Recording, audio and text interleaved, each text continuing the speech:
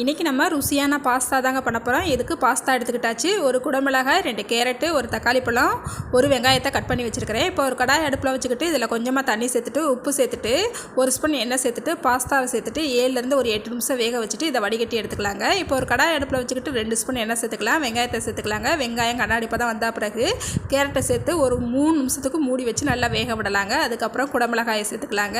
குடமிளகாயை சேர்த்தா பிறகு தேவையான அளவு உப்பு சேர்த்துட்டு ஒரு 2 நிமிஷம் மட்டும் வதக்குங்க. அதுக்கப்புறம் மஞ்சத்தூள், சீரகப்பொடி, வத்தப்பொடி, மல்லிப்பொடி இதெல்லாம் சேர்த்துட்டு ஒரு ஸ்பூன் மேகி மசாலாவும் சேர்த்துட்டு மசாலாவோட பச்சை வாசனை போகிற வரைக்கும் நல்லா இந்த மாதிரி வதக்கி எடுத்துக்கலாங்க. இப்போ சோயா சாஸ் சேர்த்துக்கலாம், க்ரீன் சில்லி சாஸ் சேர்த்துக்கலாங்க, டொமேட்டோ சாஸ் சேர்த்துக்கலாம். இதெல்லாம் சேர்த்துட்டு நம்ம ரெடி பண்ணி வச்சுருக்கிற பாஸ்தாவை சேர்த்துட்டு இதை கொஞ்சமாக மல்லிச்செடியை சேர்த்துக்கிட்டு நல்லா ஒரு தடவை கலந்து விடுங்க. ஒரு அரை ஸ்பூனுக்கு கார்ன்ஃப்ளவர் எடுத்து நல்லா கரைச்சி இதில் சேர்த்துக்கலாங்க. இதை ஒரு தடவை நல்லா கலந்து விட்டு எடுத்தால் நம்மளுக்கு பாஸ்தா சூப்பராக ரெடி.